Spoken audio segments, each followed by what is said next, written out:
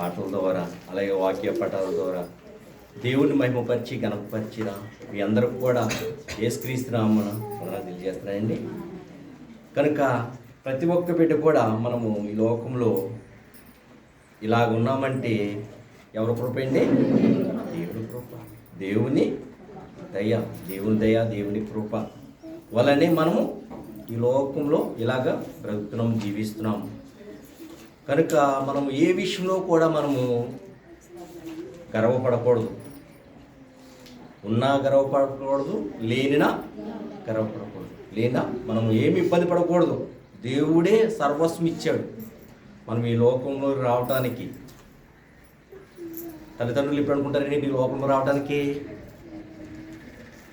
పెళ్ళైన తర్వాత పిల్లలు కావాలి అని అనుకుంటారు.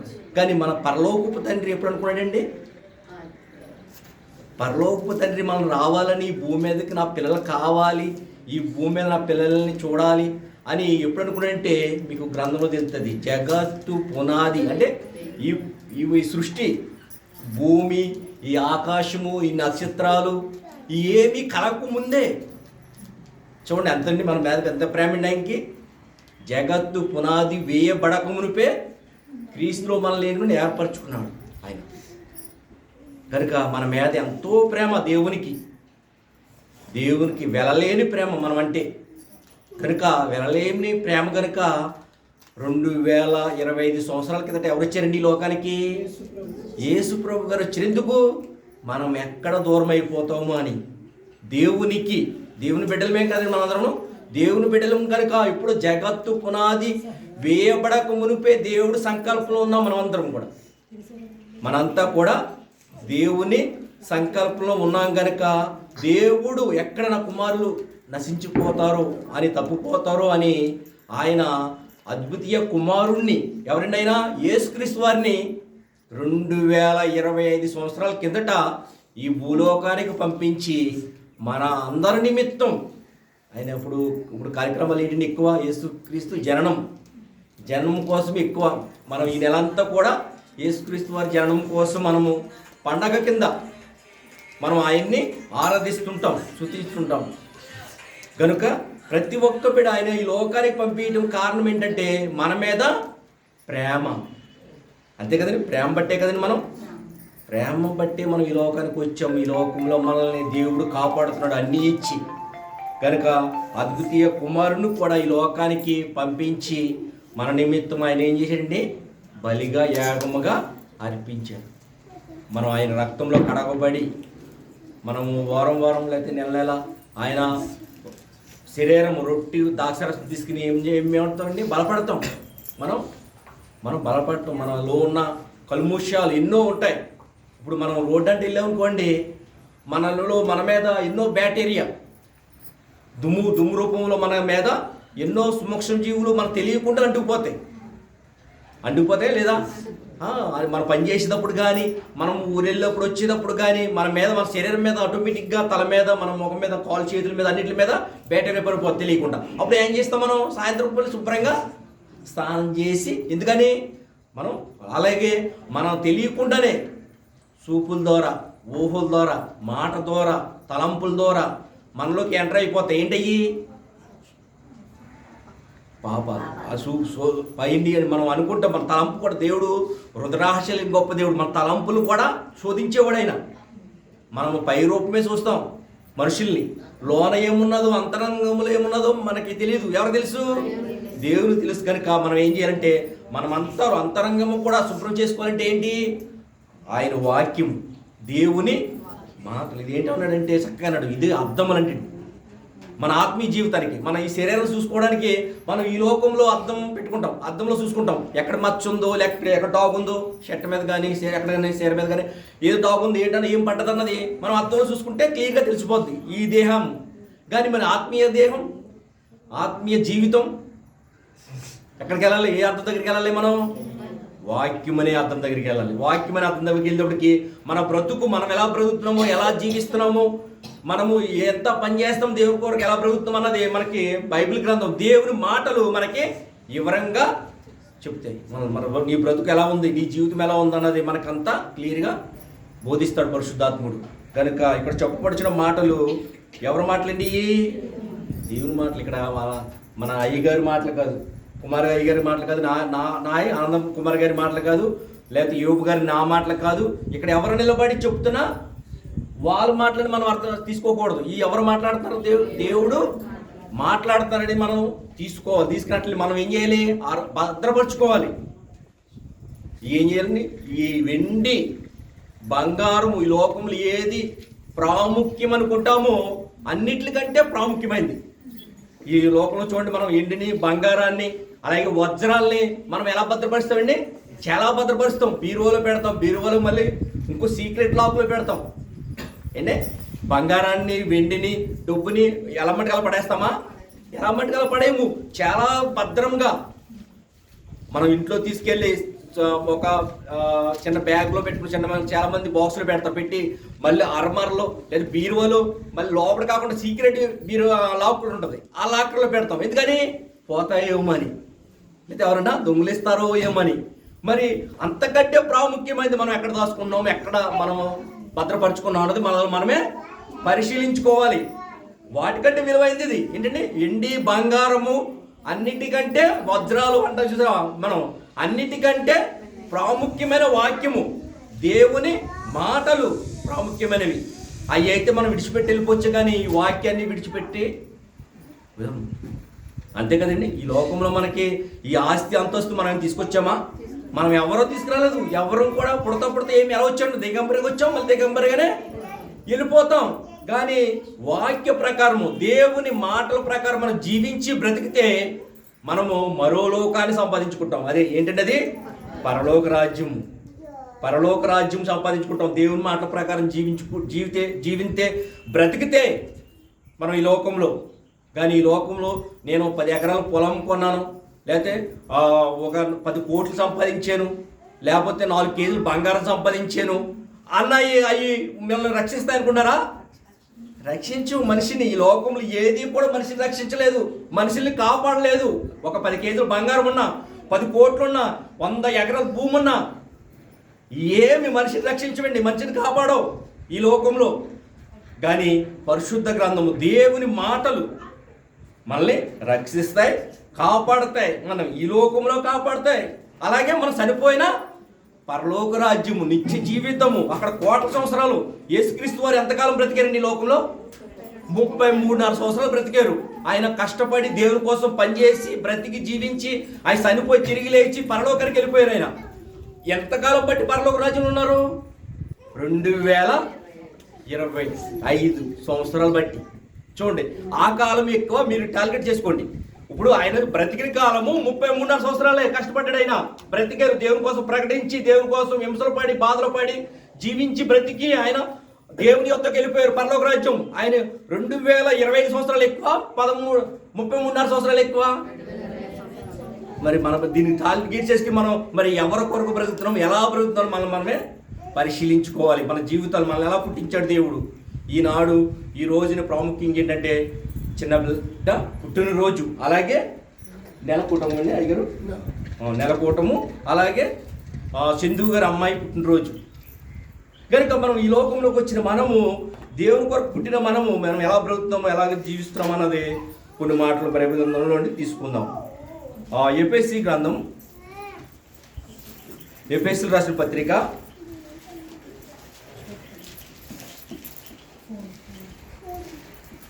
6వ అధ్యాయము. మనం ఎలా జీవించాలి, ఎలా బ్రతకాలి, మనం ఈ లోకంలోకి వచ్చాము. అలాగే పిల్లలైనా పిల్లల్నిచ్చిన మనకి దేవుడు మనల్ని ఎలా పెంచుతాం, మనం ఎలాగా పెంచాలి అంటే ఈ లోకంలో మనకి పిల్లల్నిచ్చిన దేవుడు మరి దేవుని కోసం పెంచుతున్నామా? అలాగే పిల్లలైన మనము పెద్దవారు కుర్రవాళ్ళు ఎలాగ మనం దేవుడికి లోబడుతున్నామా, తల్లిదండ్రులకు లోబడుతున్నామా అన్నది మనం బైబిల్ గ్రంథం నుండి మనం తెలుసుకుందాం. పిల్లలారా చూడండి, పిల్లలారా ప్రభునందు మీ తల్లిదండ్రులకు విధులై ఉండి. చూసారా, ఇది ధర్మము. మనం ఎలా ఉండాలంటే పిల్లలమైన మనము దేవునికి, అలా మొదటగా పరలోకపు తండ్రికి మనం లోబడి ఉండాలి. అలాగే ఈ లోకంలో తల్లిదండ్రులకు కూడా మనం లోబడి ఉండాలి. ఇంకా చదవండి, నీకు మేలు కలిగినట్టు నీ తల్లిని నీ తండ్రిని సన్మానింపుము, అప్పుడు నీవు భూమి మీద దీర్ఘాయుష్మంతుడవుదువు. ఇది వాగ్దానంతో కూడిన ఆజ్ఞలో మొదటిది. చూసారా, చక్కగా చెప్తున్నమాట. మనము దీర్ఘాయువు సంపాదించుకోవాలంటే మొదటగా తండ్రి, పరలోక మీద తండ్రి మా లోబడి ఉండాలి. అలాగే ఈ భూమి మీద తల్లిదండ్రులు కూడా లోబడి జీవించి బ్రతికినప్పుడు మనకి దీర్ఘాయువు, ఈ లోకంలోనూ దీర్ఘాయువు ఉంటుంది. అలాగే మనం చనిపోయినా కానీ దీర్ఘకాలము, కోట్ల సంవత్సరాలు మనం బ్రతుకుతాము, జీవిస్తాము. ఇది కావాలండి మనకి, ఇది కావాలి. మీరు అంతే కదండి. ఇప్పుడు ఏమైనా కొన్నారనుకోండి, రేపే పాడైపోతారది మీరు ఎవరైనా కొంటారా? రేపే పాడైపోతారు. ఒక వాషింగ్ మిషన్ కానీ, ఒక ఏసీ కానీ, ఒక టీవీ కానీ, ఇంట్లో వాడుకునే వస్తువులు ఏదైనా కానీ రేపు పాడైపోద్దామని అనౌన్స్మెంట్ చేసి అమ్ముతున్నాడు అనుకోండి, ఆ షాప్లోకి ఏమైనా వెళ్తారా? ఆ షాపులోకి ఎవరు వెళ్ళరు. ఎందుకు? రేపేమో పాడైపోయే దానికోసం హెచ్చించడం ఎందుకు? 10,000 20,000 హెచ్చించుకోవటం ఎందుకు? అక్కడికి ఏంటి మాకు ఏంటంటే ఎక్కువ కాలం మనాలి.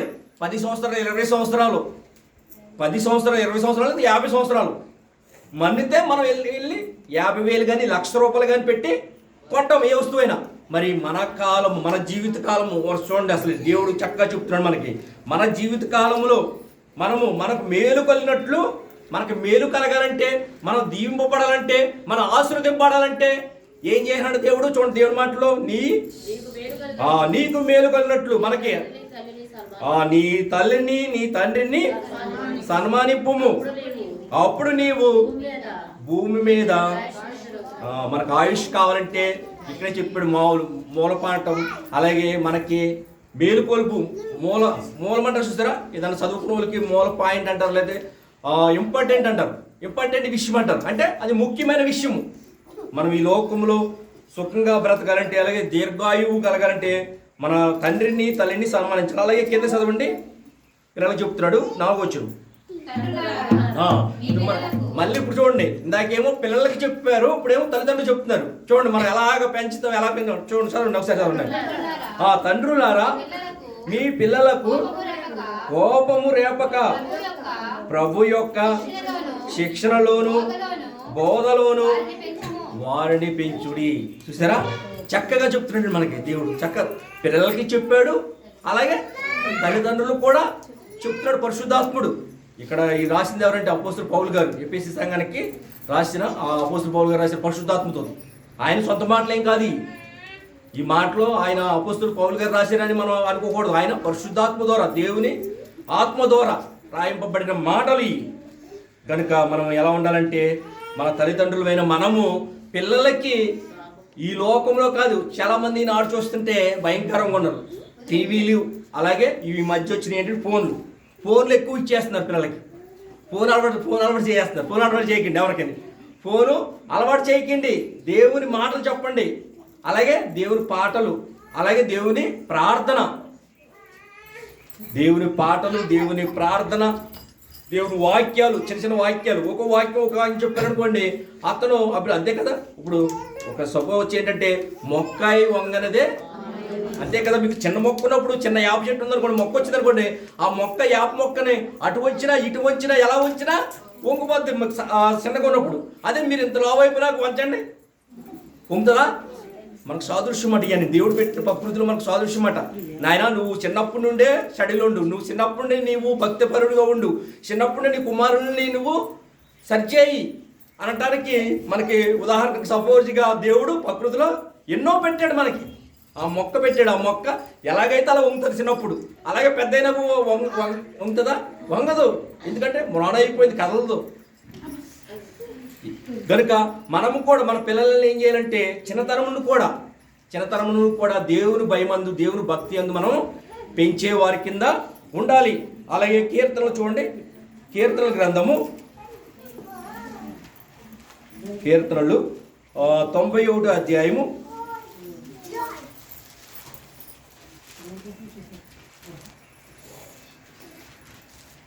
'చక్కగా చెప్తున్నమాట. మనం ఎలా పెంచాలి, మనకి ఇచ్చిన బిడ్డలని. మనకి ఇచ్చింది ఎవరండి? దేవుడే కదండి. దేవుడు ఇచ్చిన బిడ్డలని దేవుని కొరకు, దేవుని సేవలో, అలాగే దేవుని పనిలో మనం పెంచినప్పుడు దేవుడు చాలా ఆనందపడే దేవుడు. 91వ అధ్యాయము 14 నుండి 16 వరకు చదవండి. అతడు నన్ను ప్రేమించున్నాడు కనుక నేను అతనిని తప్పించేదను, అతడు నా నామం ఎరిగిన వాడు గనుక నేను అతడిని గణపరిచేదను. అతడు నాకు మొరపెట్టగా నేను అతనికి ఉత్తరం ఇచ్చేదను. సరే, శ్రమలో నేను అతనికి తోడై ఉండేదను, అతనిని విడిపించి అతన్ని గొప్ప చేసేదను. చూడండి, మనకి దీర్ఘాయువు సంవత్సరం అధికము కావాలంటే దీర్ఘాయువు చేత అతనిని తృప్తిపరిచేదను, నా రక్షణ అతనికి చూపించేదను. రక్షించేవాడు. ఈ లోకంలో ఏది కూడా మనం రక్షించదు.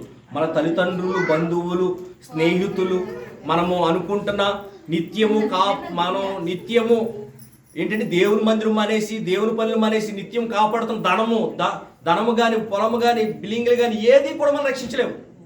ఈనాడు ఏం చేస్తారంటే కాపాడే వ్యక్తిని, రక్షించే వ్యక్తిని మర్చిపోయి దేవుణ్ణి ఈ లోకంలో పొట్ట కోసం ఏంటంటే 60 సంవత్సరాలు ఈ లోకంలో బ్రతికే జీవనోపాధి కోసము పలుకు కడతాను మనిషి. ఎక్కువగా అదేనండి. ఇప్పుడు ఎక్కడికి వెళ్ళిపోయినానంటే జాబ్కి వెళ్ళిపోయాను, లేదా పనికి వెళ్ళిపోయాను. ఎంతకాలం ఉన్నది? కొంతకాలమే. అది జీవనోపాయం ఉండాలి, చెయ్యాలి. కానీ దేవుని మందిరానికి రావడానికి, దేవుని కొరకు పని చేయడానికి, దేవునికి ఇవ్వటానికి ముందు ఉండాలి. దేవుడు ఏమన్నాడండి? దేవుని కొరకు ₹1 ఖర్చు పెడితే 1000 రెట్లు ఇస్తాను. గొప్ప తండ్రి. ఏమైనా బ్యాంకులో ఉన్నాయో చెప్పండి నాకు, నేను ₹1,00,000 వేస్తాను. ఆ బ్యాంకులో ఉన్నాయి ₹1 లేదా ₹1,000 లేదా ₹1,00,000 ఇస్తే 1000 లక్షలు ఇస్తాను గొప్ప తండ్రి. అందుకంటే అనమాట, ఈ లోక ధనంతో ఏం ధనం సంపాదించుకోమన్నాడు దేవుడు? పరలోక ధనాన్ని. మరి అంతే కదా. ఇప్పుడు ఇతర దేశాలు వెళ్ళాను అనుకోండి, నేను వెళ్ళాను. నేను కూడా ఒక 8 సంవత్సరాలు చేశాను దుబాయ్లో, మస్కట్లో చేశానండి. మరి ఇతర దేశం ఎందుకు వెళ్తాం? మనం సంపాదించుకొని వెళ్తాం. అక్కడ సంపాదించిన 4, 5, 10 లక్షలు తీసుకొచ్చి మనం ఇక్కడ ఖర్చు పెట్టుకుంటానికి, హాయిగా బ్రతకడానికి. మరి ఈ లోకంకి వచ్చిన మనము పరలోకానికి వెళ్ళి జీవించి బ్రతకాలంటే ఏం చేయాలి? ఈ లోకంలో ఉండగానే పరలోక ధనాన్ని సమకూర్చుకోవాలి. సంపాదించుకొని ఉన్నాం అనుకోండి, అక్కడ సుఖంగా బతుకుతాం, ఆనందంగా బతుకుతాం. మనం దేవుని పనులు చేస్తూ, దేవుని కార్యాలు, దేవుని మందిరాలు, దేవుని పిల్లలు ఎక్కడైతే ఉన్నారో వాళ్ళకి సేవ చేయటం, వాళ్ళకి దేవుని వాక్యం నేర్పించటం, చెప్పటము, వాళ్ళు అనేక మంది నశించిపోతుంటే వాళ్ళని రక్షించటం, ఇదే దేవుని పని. యేసుక్రీస్తు వారు వచ్చారు ఈ లోకంలోకి. ఆయనకి ఎక్కడ బంగారం ఉందో, ఎక్కడ వెండి ఉందో, ఎక్కడ వజ్రాలు ఉన్నాయో తెలుసు. కానీ ఆయన ఈ లోకంలో ఏది సంపాదించుకోవట్లేదు. ఎక్కడ ఆయన బ్రతకాలంటే రాజులాగా బ్రతకొచ్చు, హాయిగా కోటలు కట్టుకోవచ్చు, లేదా దేశాలు సంపాదించుకోవచ్చు. ఆయన దేశాలు సంపాదించుకోవచ్చు. కానీ ఏమీ కూడా అశాశ్వతం, శాశ్వతమైనవి కావు అన్నది మన హృదయంలో ఫిక్స్ అయిపోవాలండి. ఎవరైనా ఇక్కడ ఉన్న ప్రతి బిడ్డ కూడా ఈ లోకంలో ఏది కూడా శాశ్వతం కాదు. శాశ్వతమైంది పరలోక రాజ్యమే, నిత్య జీవితం. అక్కడే కోట్ల సంవత్సరాలు బతికేది అక్కడే. కనుక అక్కడికి ఎలా వెళ్ళాలనేది ప్రయత్నించాలి. అంతే కదండి. ఇప్పుడు నేను దుబాయ్ వెళ్ళాలంటే చాలా కష్టపడ్డాను. వీసా ఏంటి, పాస్పోర్ట్ చేయించుకోవాలి.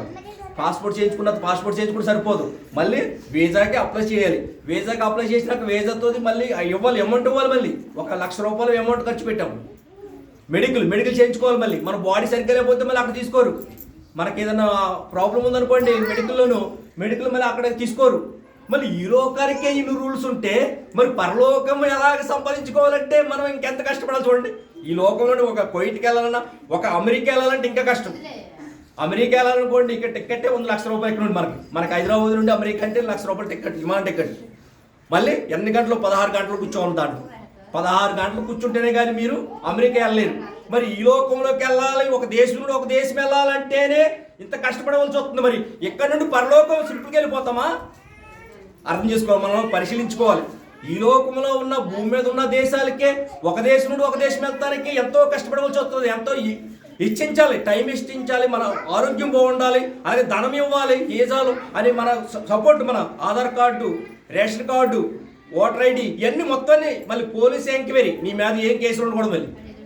మళ్ళీ ఇక్కడ చూడండి, మనకి ఏమంటే మళ్ళీ పోలీస్ ఎంక్వైరీ వస్తుంది, నీ మీద ఏమీ కేసులు ఉండకూడదు, నేరాలు ఉండకూడదు. మరి ఈ లోకంలోనే ఒక దేశానికి వెళ్ళాలంటే ఇన్ని ఎంక్వైరీలు ఇన్ని ఉంటే మరి పరలోక రాజ్యము సింపుల్గా వెళ్ళిపోతాం మనం. అర్థం చేసుకోవాలి. కనుక మనం పరిశుద్ధంగా ఉండాలి. అందుకే మన దేవుడు, నేను పరిశుద్ధుని కనుక మీరును పరిశుద్ధంగా జీవించాలి. పాపం ఉండకూడదు, మనం నిర్దోషులుగా ఉండాలి. ఒక యేసుక్రీస్తు వారి దగ్గర పిల్లల్ని ఆటంకపరుస్తుంటే ఇలాంటి వారిదే పరలోక చంటి పిల్లలకి ఏం తెలియదు. వాళ్ళకి ఏమి ఒక పగ ఉండదు, ఒక కోపం ఉండదు, ఒక అసూయ ఉండదు, లేదా ఎదరు వాళ్ళు దోసుకోవాలని, ఎదరు వాళ్ళకి అన్యాయం చేయాలని ఏముండదు. శుభంగా ఎలా ఉంటుంది? అది శిలంకం ఉంటుంది.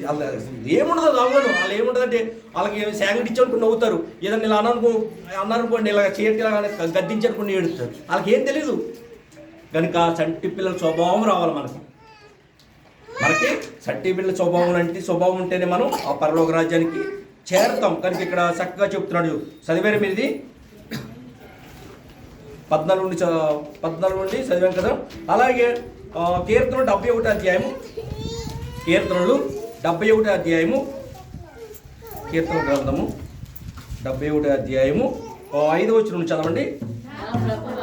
నా ప్రభువా యెహోవా నా నిరీక్షణ సొందము నీవే, బాల్యము నుండి నా ఆశ్రయము నీవే, గర్భవాసినది మొదలుకొని నీవే నాకు ప్రాకుడివై ఉంటివి. చూడండి, తల్లి గర్భం నుండి నన్ను చేసినావు నీవే. నన్ను గూర్చి నిన్ను నిత్యము స్తుతిగానము చేసేదను. నేను అనేకులకు ఒక వింతగా ఉన్నాను, అయినను నాకు బలమైన ఆశ్రయము నీవే. చూడండి సరిపోద్దమ్మా. చూసారా, మనకి బలమైన దేవుడైన సర్వశక్తిమంతుడు అనటానికి మనకు ఉదాహరణకి భూమి, సూర్యుడు, చంద్రుడు, ఈ నక్షత్రాలు, ఈ గ్రహాలు సరిపోతాయండి మనం నమ్మటానికి. ఎందుకంటే అంత బలమైనడు. ఎవరు చేయగలరు? ఇవి ఒక ఫ్లైట్ చేయగలరు, ఒక బస్సు, లేదా ఒక లారీ, ఇవన్నీ వస్తువులు ఇవన్నీ చేయగలడు మానవుడు. కానీ ఒక భూమిని చేయమనండి, ఒక సూర్యుని చేయమనండి మానవుని, ఏమి చేయగలడా? ఏమి చేయలేడు. దేవుని వల్ల అవుతాయి. అందుకే ఆయన బలం చూడండి ఎంత బలమైందో. ఆయన బలానికి మనం దాసులం అయిపోవాలి.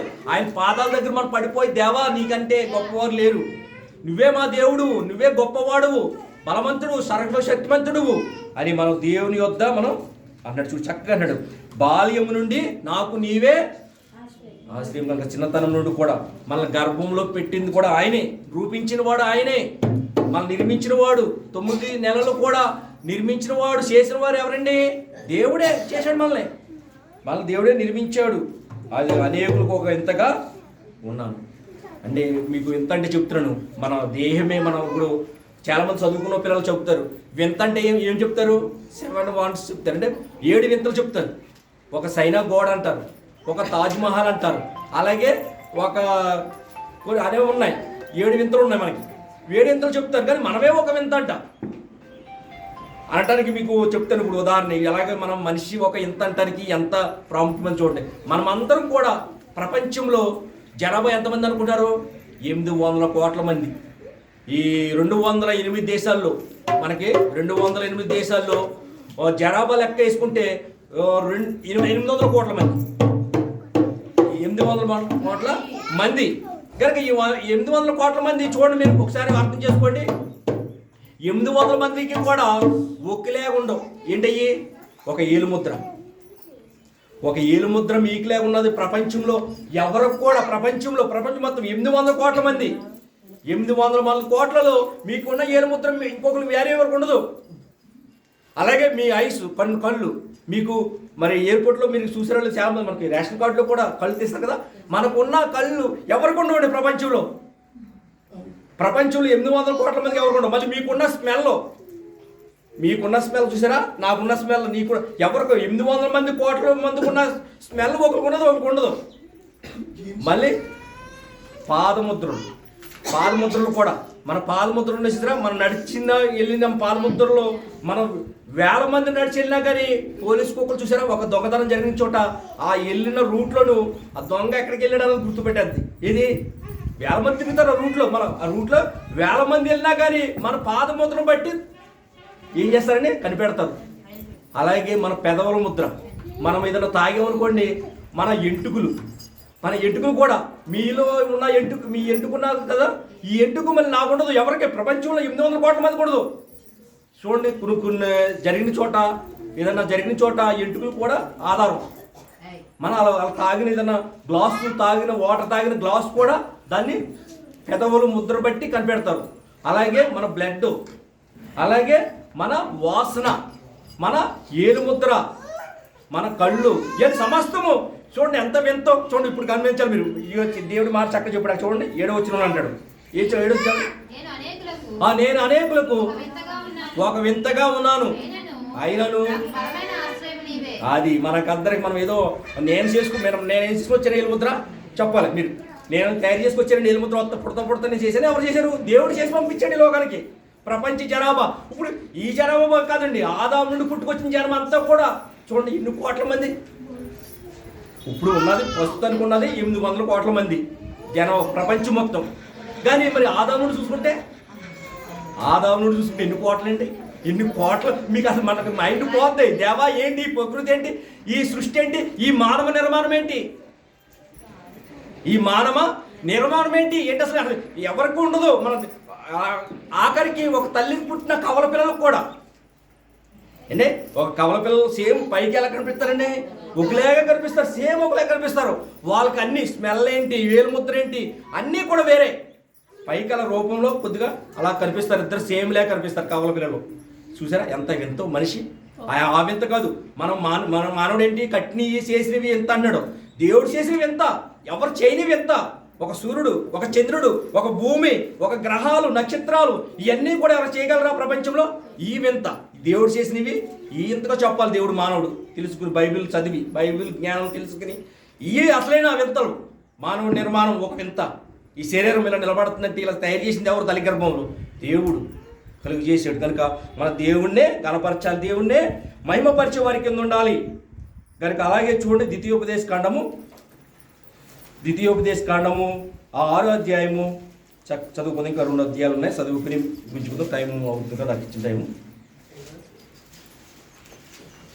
ద్వితీయోపదేశ కాండము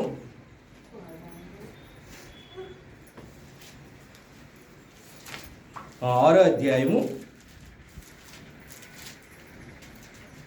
5 నుండి 9 చదవండి.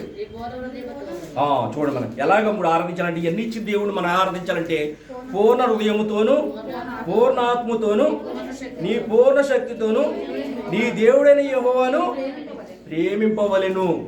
చదవండి. నేను ఆజ్ఞాపించు ఈ మాటలు చూడండి నీ హృదయంలో ఉండవలెను. నీవు కుమారులకు వాటిని అభ్యసింపజేసి నీ ఇంట కూర్చున్నప్పుడును, త్రోవను నడిచినప్పుడును, పడుకున్నప్పుడును, లేచినప్పుడును వాటిని కూర్చి మాట్లాడవలెను. ఆ సూచనగా వాటిని నీ చేతికి కట్టుకొనవలెను. అవి నీ కనుల నడుమ బార్సికము వలె ఉండవలెను. నీ ఇంటి బంధం మీదను, నీ గౌరి మీదను. చక్కగా ఇదంతా చదువుకుంటే మనకి ఎలాంటి అంటే దేవుని వాక్యం ఎలా ఉండాలంట, ఎప్పుడెప్పుడు అంట కూర్చున్నప్పుడు, నడిచినప్పుడు, పడుకున్నప్పుడు మన పిల్లలకి డిస్కషన్ చేయాలి. అంటే దేవుడు ఇలా చేశాడు, ఆయన దేవుడే సృష్టి చేశాడు, దేవుడే నిర్మించాడు, నేను దేవుడే నాకు ఇచ్చాడు. ఇప్పుడు ఆ మాట అంటలేదు. ఎవరు ఇచ్చారంటే నేను నిన్ను 9 మాసాలు కానీ పెంచాను, పోషించను అంటారు తప్ప కానీ దేవుడు అంటారు. ఇప్పుడు చాలా కొంతమంది అంటారు, ఏమంటారంటే దేవుడే నాకు ఇచ్చాడు, నువ్వు దేవుడి వల్లే నువ్వు నాకు దయచేయబడ్డావని ఎవరు కూడా అంటలేదు. నేను శక్తి వల్ల కన్నాను, లేకపోతే నేను ఇలా ఉండటం వల్ల, లేకపోతే అని ఈలోకసరంగా చెప్తారు. కానీ మనకు దేవుడు ఇచ్చాడు అన్నమాట. దేవుడే మనల్ని ఇచ్చాడు కనుక దేవుడినే మనం గణపరిచే వారి కింద ఉండాలి, దేవుడినే మహిమపరిచే వారి కింద ఉండాలి. మళ్ళీ ఎలా గణపరచాలి, మహిమపరచాలి? పూర్ణ హృదయంతో, పూర్ణాత్మతో, పూర్ణ శక్తితో నీ దేవుడైన యెహోవాను ప్రేమించాలి. మన ఆయన ఆజ్ఞాపించిన మాటలు ఏంటండి? దేవుని వాక్యం. ఆయన ఆజ్ఞాపించిన మాటలు ఏంటి? దేవుని వాక్యమును ఏం చేయాలంట? మన హృదయంలో ఉండవాలి, మన హృదయంలో ఉంచుకోవాలి, భద్రపరచుకోవాలి. ఇందాక చెప్పాను మీకు, అన్నిటికంటే ప్రాముఖ్యమైనది దేవుని వాక్యం. అన్నిటికంటే ప్రపంచంలో ఏది కూడా. ఒక విషయం చెప్తాను. మొన్న కరోనా టైంలో 2020 టైంలో చాలామంది ఏం నమ్ముకున్నారంటే ఆ ఆస్తి నమ్ముకున్నారు, అంతస్తు నమ్ముకున్నారు, కోట్లు సంపాదించడం ఈ నమ్ముకున్నారు. కానీ వాళ్ళ ప్రాణాన్ని మాత్రం రక్షించుకోలేకపోయారు. ఎన్ని కోట్లు పోసినా బ్రతకలేకపోయారు. ఎందుకని? దేవుని చిత్తంలో లేరు. వాళ్ళు ఏం నమ్ముకున్నారు? లోక ఆశలు, లోక ధనాన్ని నమ్ముకున్నారు. కనుక ఆనాడు దాటలో ఏం చేసి కాపాడారనే, మీకు ఎన్ని కోట్లు ఇస్తాం, మేము బ్రతికించండి, మేము ఈ లోకంలో బ్రతకాలి, ఎన్ని కోట్ల రూపాయలు మీకు ఇస్తాము, చేస్తామన్నా కానీ మా చేతులు ఏమీ లేదు అని చేతులు ఎత్తేసారు దాటర్లు ఏంటి ఎంతోమంది. కనుక దేవుడు మనల్ని కాచి కాపాడే దేవుడు. ఆయన మాటలు మన హృదయంలో భద్రపరుచుకోవాలి. అలాగే మన కుమార్తెలకు ప్రకటించాలి దేవుని కోసం. మనం చెప్పాలి. కూర్చున్నప్పుడు మనం చాలామంది ఏం చేస్తారంటే, కూర్చున్నప్పుడు నుంచినప్పుడు పడుకున్నప్పుడు ఏం చేస్తున్నారు? సెల్ ఫోన్లు ఇచ్చేస్తున్నారు. వాళ్ళకి ఫోన్లు ఇచ్చేది. ఫోన్లు ఇవ్వకండి, ఫోన్లు అలవాటు చేయకండి. ఫోన్లు అలవాటు చేయకుండా మనం ఏం అలవాటు చేయాలి? దేవుని వాక్యం, మాటలు ప్రార్థించటము, దేవుని మాటలు చెప్పటము, పాటలు పాడేయటము, ఇవన్నీ చేసామనుకోండి, ఆ చిన్నతనం నుండే దేవుని భయభక్తిలో పెరుగుతాడు. కనుక దేవుణ్ణి విడిచిపెట్టడం అంతే కదండి. ఆ చిన్న మైండ్లో చిన్నతనం నుండి చూడండి, ఆ దేవుని వాక్యాన్ని మనం నింపమనుకోండి, ఒక దిక్కున అంటాడు నోరు నిండిన దాన్ని బట్టి, హృదయం నిండిన దాన్ని బట్టి నోరు మాట్లాడు. చూసారు, వాక్యం చదివిస్తుంది మన హృదయంలో. అతని హృదయంలో మనం ఏం చేసాం? చిన్నప్పటి నుండి వాక్యాలు, పాటలు, ప్రార్థన నింపామనుకోండి, అతను ఆటోమేటిక్గా ఏం చేస్తాడు? మాట్లాడేటప్పుడు వాక్యము, పాటలు, ప్రార్థన అయ్యే వస్తాయి. కనుక మనం ఏం చేయాలంటే, చిన్నతనం అందుకంటే హృదయం నిండిన దాన్ని బట్టి నోరు మాట్లాడును. కనుక మన హృదయంలో వాక్యాన్ని నింపుకోవాలి. వాక్య ప్రకారం జీవించే జీవితాలు మనం పిల్లలకి నేర్పించాలి. నేర్పించినప్పుడు దేవుడు సంతోషపడతాడు. అలాగే కీర్తనలు 115వ అధ్యాయము, కీర్తన గ్రంథము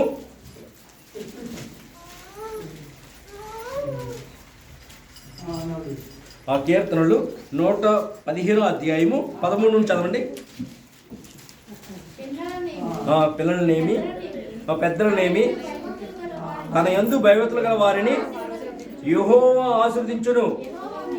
యెహోవా మిమ్మును మీ పిల్లలను వృద్ధి పొందించును. ఆ భూమి ఆకాశములను సృజించిన యెహోవా చేత. చూసారా, మనం ఎలాగ ఆయన ఒక మాట అన్నాడు. ఆయన భూమి ఆకాశములు అంటే మాటలండి. భూమి ఆకాశం మీదే మన అన్ని సమస్తం ఉన్నాయి. భూమి ఆకాశంలో సృజించిన యెహోవా చేత మీరు, అది మాట. ఆయన అంత శక్తిమంతుడు. భూమి ఆకాశాన్ని తిప్పుతున్నాడు. మరి మీరు మామూలుగా అనుకున్నారు, ఇక్కడ మనం ఏదో కూర్చున్నాం కదా అనుకోవచ్చు మీరు.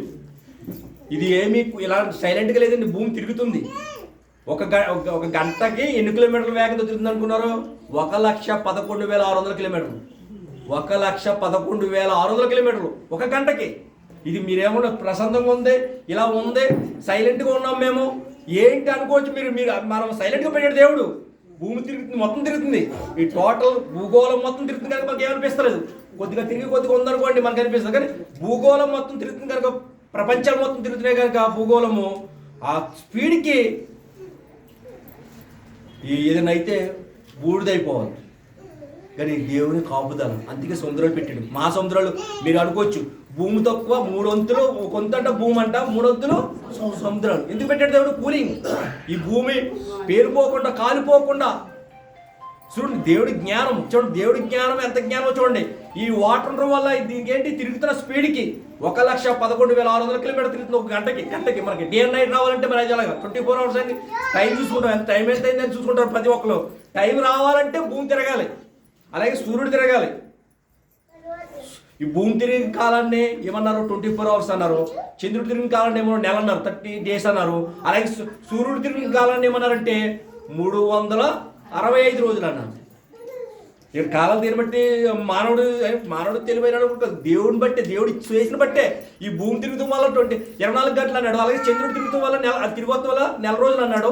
అలాగే సూర్యుడు ఈ మొత్తం తిరిగొత్తం వల్ల 365 రోజులు సంవత్సరం అంటాం. అదే సంవత్సరం అంటాం మనం. ఇవన్నీ కూడా దేవుడు కలిగేసిన సృష్టి. అంతేకానమాట ఇక్కడ దేవుడు మాట్లాడుతున్నాడు, చక్కగా మాట్లాడుతాడు. ఏమన్నాడంటే చక్కను మనిషి చదవన్నది, భూమి ఆకాశములను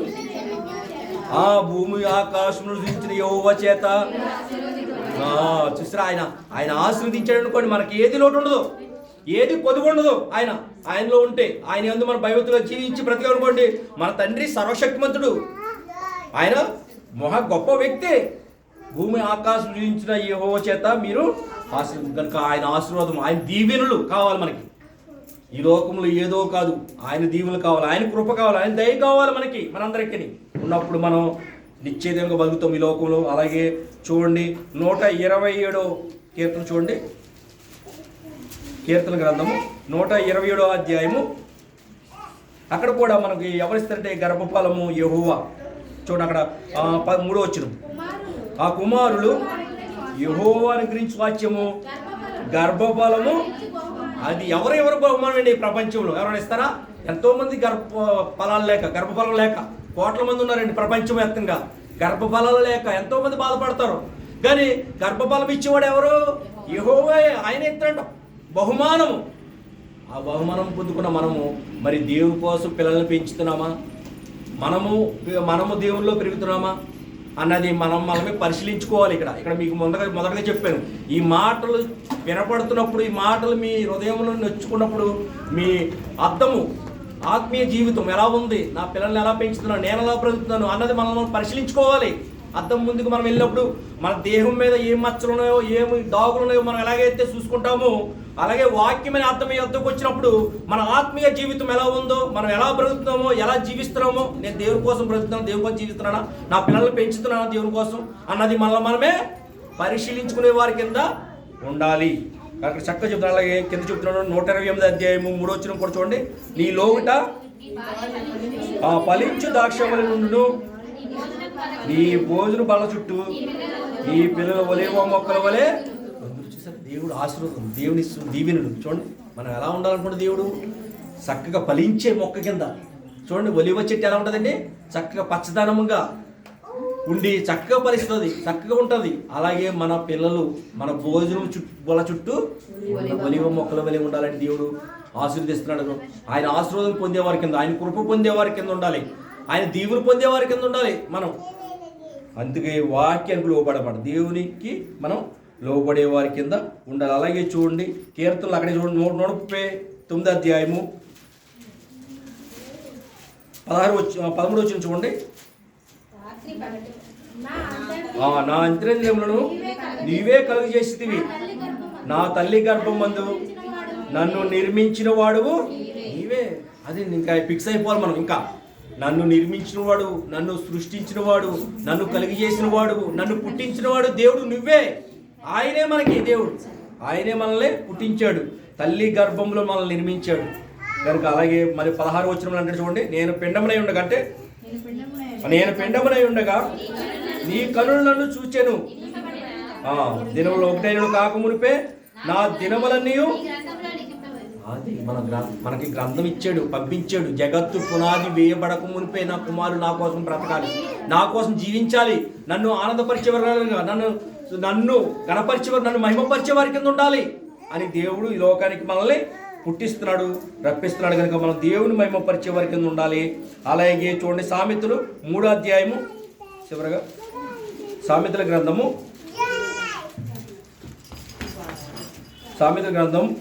3వ అధ్యాయం మొదటి 4 వచనాలు చదవండి. నా కుమారుడా నా ఉపదేశం మరువకుము, నా ఆజ్ఞలను హృదయపూర్వకంగా గైకొనుము, అవి దీర్ఘాయువును సుఖజీవంతో గడుపు సంవత్సరములను శాంతిని నీకు కలుగు చేయును, దయను సత్యమును ఎన్నడును నిన్ను విడిచిపోనీకుము, వాటి కంఠభూషణముగా ధరించుకొనుము, నీ హృదయమును పలక మీద వాటిని రాసుకొనుము, అప్పుడు దేవుని దృష్టి అందును మానవుల దృష్టి అందును నీవు దయనుంది మంచివాడువని అనిపించుకొందువు. సరిపోతుందిరా? మనం దేవుని వాక్యం బట్టి, దేవుని ఆజ్ఞలు బట్టి మనం జీవిస్తే, బ్రతికితే మనకి చూడండి, నా కుమారుడా నా కుమార్తె మనం ఎలా అప్లై చేసుకోవాలి? కుమారుడు అంటే నా కుమార్తె, నా కుమారుడా నా కుమార్తె నువ్వు ఎలాగ సుఖంగా బ్రతకాలంటే ఈ లోకంలో నా ఉపదేశమును మరువకము. అంటే ఉపదేశం మరువకండి అంటే దేవుని మాటల్ని, దేవుని ఆజ్ఞల్ని మనం మర్చిపోయేవారి కింద ఉండకూడదు. దేవుడే నాకు కృప చూపిస్తున్నాడు, దేవుడే నాకు పుట్టిస్తున్నాడు, దేవుడే నాకు అన్నీ ఇస్తున్నాడు, అంతే కదండి. ఈ గాలి, ఈ వర్షము, మన కాలాలు అనుకుంటాం, 3 కాలాలు ఉన్నాయి మనకి. వర్షాకాలము, శీతాకాలం, వేసవకాలం. మనం ఎవరైనా రప్పిస్తున్నారా? మన తల్లిదండ్రులు కానీ మన ఎవరన్నా? దేవుడే రప్పిస్తున్నాడు ఈ కాలాలన్నీ. వర్షాకాలం వర్షాలు కురిపిస్తున్నాడు దేవుడు, అలాగే పంటలు పండిస్తున్నాడు. అలాగే శీతాకాలము, అలాగే ఎండాకాలంలో ఈ కాలాలన్నీ కూడా దేవుడే మనకి అనుగ్రహించాడు, ఇస్తున్నాడు. అందుకే మనం ఏం చేయాలంటే ఆయన ఉపదేశం మరవకూడదు, నా ఆజ్ఞలను హృదయపూర్వకంగా. మళ్ళీ అలాగే ఇలా కాదండి, ఎలాగండి? హృదయపూర్వకంగా సంపూర్ణ. దగ్గర చదివించారు కదా మీకు, దివ్యోపదేశకాలలో చదివించారు. సంపూర్ణ హృదయంతో, సంపూర్ణ మన సంపూర్ణ ఆత్మతో. అంటే అక్కడ ఏమీ ఉండకూడదు. మన హృదయం ఎలా ఉండాలి? సంపూర్ణంగా దేవుని ఆరాధించే వారి కింద సంపూర్ణంగా ఆయనకి అర్పించిన జీవితాలు ఉండాలి. మన జీవితాలని సంపూర్ణంగా అదే అన్నాడు, చక్కగా చెప్తున్నాడు. అది దానివల్ల ఏం కలుగుతుంది మనకి? ఆయన ఆజ్ఞలు హృదయపూర్వకంగా అయిపోవడము, అవి నీకు దీర్ఘాయువును. మళ్ళీ చూడండి ఇక్కడ మనకి దీర్ఘాయువు కాలంటే, లోకంలో ఎక్కువ కాలం బ్రతకాలంటే, ఎక్కువ కాలం జీవించాలంటే దీర్ఘాయువు ఎవరిస్తారండి? మనకి దేవుడే ఇస్తాడు. మనకి పరమ తండ్రి దేవుడే ఇస్తాడు. మనకి ఆయనే ఇస్తాడు. సుఖజీవంతో గడుచు సంవత్సరములను. సుఖజీవంతో గడుపు సంవత్సరంలో ఎవరిస్తారండి? తండ్రిని దేవుడే మనకి ఇస్తాడు. కనుక శాంతి నీకు కలుగును, దయ సత్యముని ఎన్నడును. మనం దయ కనికరము మనము ఎన్నడూ కూడా విడిచిపెట్టి జీవించకూడదు. మనం సుఖజీవం. అలాగే మనం అలా ఉన్నప్పుడు వాటిని ఏమన్నా చక్కగా అంటాడండి, వాటిని కంఠభూషణముగా. అంతే కదండి. ఇప్పుడు దయ ఏమన్నా ప్రేమించి మాట్లాడాలంటే ఎక్కడ వస్తుంది? కంఠభూషణం. మన కంఠం నుండి మనం మాట్లాడటం వల్లే అంటాడు వస్తుంది. అది అంటే కంఠభూషణంగా ధరించుకునుము నీ హృదయమును. చూసారా, మన హృదయం అనే పలకల మీద వాటిని రాసుకొనుము. చూసారా, అప్పుడు దేవుని దృష్టి అందును, మానవుల దృష్టి అందును. అలాగే ఎవరు దయ పొందే చూడ, ఒక వ్యక్తి ఉంటారు. అలాగే ఎవరో యేసుక్రీస్తు వారు మానవ దయను దేవుని దయను ఆయన వర్ధిల్లేదు. చూసారా, ఆయన ఆజ్ఞలు ఇవన్నీ ఆయన పాటించారు. ఆయన ఎంతను దేవుని వాక్యాన్ని పాటించి జీవించి బ్రతికారు కనుక ఆయన అడిగి వెళ్ళిపోయారు, పరలోక రాజ్యం వెళ్ళిపోయారు. అందుకంటాడు యేసు తండ్రి దేవుడు, ఈయన నా ప్రియ కుమారుడు, ఈయన యందు నేను ఆనందిస్తున్నాను. చూసారా, ప్రియ కుమారుడు నేను ఈయన యందు ఆనంద. ఎలా బ్రతికారు ఆయన యేసుక్రీస్తు వారు? దేవుని దయ, దేవుని కృప, అలాగే మనుషుల దయందును బ్రతికి జీవించారు. కనుక మనము కూడా హృదయంలో పలక మీద చెప్పుకోమని అంటే, హృదయం అనే పలక మీద మనం దాచుకుని చెప్పుకున్నాం అనుకోండి, ఆటోమేటిక్గా మీకు మంచి మాటలు వచ్చేస్తాయి. మంచి మాటలు, దయ, కృప, కనికరము, ఈ మాటలు వస్తాయి మీకు అన్నీని. ఇందాక చెప్పాను మీకు మాట, హృదయం నిండిన దాన్ని బట్టి నోరు మాట్లాడును. కనుక మీకు ఎప్పుడు ఆటోమేటిక్గా మీరు హృదయంలో పలక మీద చెప్పుకున్నారనుకోండి, రాసుకున్నారనుకోండి దేవుని వాక్యము, దేవుని మాటలు, ఆటోమేటిక్గా మీకు దేవుని మాటలు వచ్చేస్తుంటాయి. అలా కాదు, నేను అలా జీవించుకోవాలి, అలా బ్రతకూడదు. ఇలా దేవుని యందు బ్రతుకు, దేవునికి ఇవి, దేవుని కొరకు బ్రతుకు, అది మంచి జీవితం కాదు, అది మంచి బ్రతుకు కాదు అని మనం ఆటోమేటిక్గా ఇతరులకి చెప్పేవారి కింద ఉంటాం. ఎప్పుడు? మన వాక్యం మనలో ఉన్నప్పుడు, మన వాక్యం మనం నింపుకున్నప్పుడు, హృదయంలో నింపుకున్నప్పుడు. కనుక చివరగా చూడండి 9వ అధ్యాయము, అక్కడే సామెతలు 9వ అధ్యాయము 9వ అధ్యాయం 11 వచ్చింది. నీవు జీవించే సంవత్సరం అధికము. నీవు జ్ఞానమైన ఎడల నీ జ్ఞానము నీకే లాభకరము. 11 వచ్చించాలండి. నా వలన నీకు దీర్ఘాయువు కలుగును, నీవు జీవించు సంవత్సరములు. ఎవరి దగ్గరికి వెళ్ళకండి మీరు, అక్కడ ఏదో జరుగుతుంది, ఇక్కడ ఏదో జరుగుతుంది, ఇక్కడ కాదు. మనం ఎవరి దగ్గరికి రావాలి? దేవుని సన్నిధికి రావాలి, దేవుని వద్దకు రావాలి. ఆయన అన్నాడు కంపల్సరిగా, నా వల్లనే నీకు దీర్ఘాయువు కలుగును, నీవు జీవించు సంవత్సరములు అధికమవును. దేవుడు. అలాగే ఒక వ్యక్తి ఉన్నారు మన బైబిల్ గ్రంథం, ఎవరండి ఆయన? హిజ్కియా గారు. ఆయన మరణ దినం వచ్చినప్పుడు ఆయన ఎవరి దగ్గరగా వెళ్ళాడు? దేవుని సన్నిధిలోకి వెళ్ళి మోకరించి ప్రార్థించారు హిజ్కియా గారు. ఆయన నువ్వు ఇంకా 15 సంవత్సరాలు బ్రతుకున్నాయనని మళ్ళీ ప్రభుత్వం ద్వారా చెప్పారు. దేవుని వద్దేనండి ఇవన్నీ ఉన్నాయి. మనకు ఆయుష్ కావాలన్నా, ఆరోగ్యం కావాలన్నా, ఆశీర్వదింపడాలన్నా, ఏది కావాలన్నా, ఏది కలగాలన్నా మనం ఎవరి సన్నిధిలో ఉండాలి? దేవుని సన్నిధిలో ఉంటే అవన్నీ కూడా సర్వ సంపదలు క్రీస్తులో ఉన్నాయి. ఎక్కడున్నాయంటే సర్వ సంపదలు ఎక్కడున్నాయంట? క్రీస్తులో ఉన్నాయంట. మనం క్రీస్తును ధరించుకుని దేవుని యందు మనం ప్రయత్నం జీవిస్తే మనకు ఆరోగ్యము అన్నీ కూడా. ఈనాడు పుట్టినరోజు జరుపుకున్న కుమార్తె సంధు గారి కుమార్తె చిన్నతనం నుండి కూడా దర్శిని గారు కనుక ఆ కుమార్తె యందు దేవుడు కృప వృద్ధులు లాగున ఇంకా చిన్నతనం నుండి కూడా దేవుడు భయభక్తుల్లో ఉండి ఇంకా దేవుని కొరకు దేవుని పరిచర్య నిమిత్తం. అలాగే రాజయ్య గారు, ఆయన ఆనందకుమార్ గారు కూడా ఎంతో సేవ. మా నాన్నగారు ఈయన చిన్నతనం నుండి ఫ్రెండ్స్, చాలా ఫ్రెండ్స్ మేము చిన్నవాళ్ళం అప్పుడు కనుక చాలా పరిచయం చేసేవారు, చాలా తగ్గింపు స్వభావం, ఎవరిని కోపం కానీ ఏమి ఉండేది కదా ఆయనకి. ఇప్పుడు కూడా నేను చూస్తాను మీటింగ్లోకి వెళ్ళిన ప్రతి మీటింగ్లో కానీ చాలా తగ్గింపు స్వభావం. ఆయన ఇప్పుడు ప్రెసిడెంట్గా ఇచ్చారు, యూపీఎఫ్లో ప్రెసిడెంట్గా చేస్తున్నారు. ఆ ప్రెసిడెంట్గా చేస్తున్నారు కానీ ఆయన తగ్గింపు స్వభావం అన్నమాట. నాకు ప్రెసిడెంట్కి ఇచ్చారు కదా, నేను అందరికీ ఉండాలని, అందరినీ గమనించాలని ఏమీ ఉండదు. తగ్గింపు స్వభావం. దేవుడు మాట చెప్పబడింది ఏంటంటే తగ్గించుకున్నవాడు తను తగ్గించుకున్నవాడు హెచ్చింపబడును. చూసారా, యేసుక్రీస్తు వారు తను తగ్గించుకున్నారు ఈ లోకంలో. యేసుక్రీస్తు వారు ఇప్పుడు అనేక దేశాలు ఉండే, ప్రపంచంలో బైబిల్ లేని దేశం లేదు, ప్రపంచంలో బైబిల్ లేని దేశం లేదు. అనేక భాషల్లో ఉంది. ప్రపంచం మొత్తం వ్యాపించింది దేవుని మాటలు, దేవుని స్వార్థ. ఇండియా కాదు, మొత్తం 208 దేశాల్లో కూడా దేవుని మాటలు వినపడబడుతున్నాయి. దేవుడు కనుక ఆయన తగ్గించుకుని ఉన్నాడు కనుక, తగ్గించి స్వభావంతో పరిచయం చేసి జీవించి బ్రతికారు కనుక ఆయన్ని ఈనాడు ఈ క్రిస్మస్ దినాల్లో ఆయన పుట్టినరోజు వేడుకలు అనేక దేశాల్లో ప్రపంచం మొత్తం జరుపుకుంటారా. ఆయన ఏమన్నా ఏ దేశం వెళ్ళాడండి స్వార్థ చేయడానికి? ఇండియా వచ్చాడా, లేకపోతే ఇంగ్లాండ్ వెళ్ళాడా, లేకపోతే ఆస్ట్రేలియా, యూరోప్, లేకపోతే న్యూజిలాండ్, కెనడా, ఇవన్నీ ఏ దేశం వెళ్ళదైనా అక్కడ ఇజ్రాయెల్లో ఉన్నాడు. ఆయన ఒక గ్రామంలో మారుమూల గ్రామంలో జీవించి బ్రతికారు. ఆయన దేశాలు తిరగలేదు ఆయన, కానీ ఆయన మాటలు ప్రపంచం మొత్తం వెళ్ళి కనుక అలా గొప్పగా చేసే దేవుడు ఆయనే గొప్ప చేయాలి, ఆయన ఆశీర్వదించబడాలి, ఆయన కిందే మనం ఉండాలి. ఆయన చేతుల కిందే మనం ఉంటే దేవుడు మనల్ని ఆశీర్వదిస్తాడు, కాపాడుతాడు. అలాగే 22వ అధ్యాయం చూడండి, అక్కడే 22 చూడండి, సామెతలు 22 చూడండి, 22 ఫస్ట్ చూడండి. గొప్ప ఐశ్వర్యం కంటే మంచి పేరు వెండి బంగారము కంటే దయను కోరదగినవి. చూసారా, అయ్యో యేసుక్రీస్తు సంపాదించుకున్నారు మంచి పేరు. ఆయన యేసుక్రీస్తు వారి లోకంలో మంచి దేవుని వాక్యం బట్టి ఆయన మంచి పేరు, అలాగే వెండి బంగారం దయ.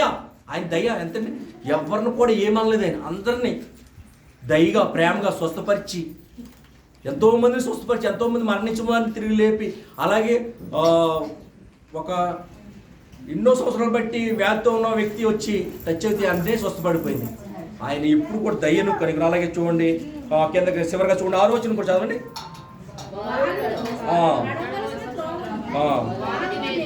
నేర్పుము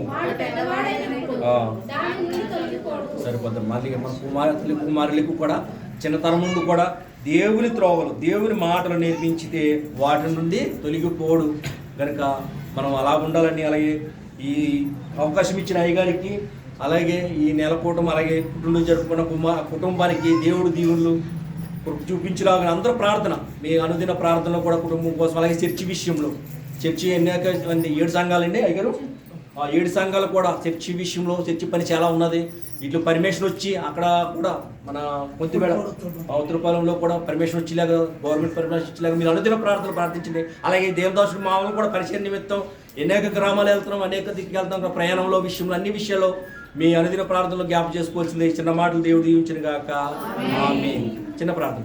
పరలోకమందున మా తండ్రి, నీకే స్తుతులు స్తోత్రం దేవ.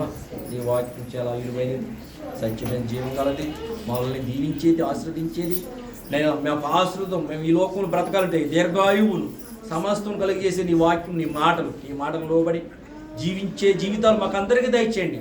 ఇక్కడికి కూడి వచ్చిన ప్రతి కుటుంబాన్ని పేరును దీవించండి, ప్రతి బిడ్డను దీవించండి. ఆ బిడ్డకి ఏ అవసరం దక్కత ఉందో మాకే తెలియదు, కానీ రుద్రాక్షని గొప్ప దేవుడు వాళ్ళకి అవసరం దాకా తీర్చండి ఆయన. అలాగే నేను అందరూ అయ్యగారు దీవించండి. 7 సంఘాల్లో చేసిన సేవను బట్టి మీరు కృప చూపించండి. అలాగే అయ్యగారు వెళ్తున్న ప్రయాణంలో, వెళ్ళే ప్రయాణంలో, వచ్చే ప్రయాణం మీకు చూపించండి. అలాగే ఆర్థికంగా ఎంతోమంది సహాయం చేసేలాగా కృప చూపించండి దేవా. అలాగే ఈ రోజు జరుగుతున్న కుమార్తె విషయంలో ఒక ప్రార్థిస్తున్న బిడ్డకి ఇంకా ఆయుష్, మంచి ఆరోగ్యం, శక్తిని, మంచి జ్ఞానమును దయచేయండి దేవా. చిన్న కుటుంబాన్ని దీవించి ఆశీర్వదించమని యేసుక్రీస్తు నామమున పరమ తండ్రి ఆమేన్.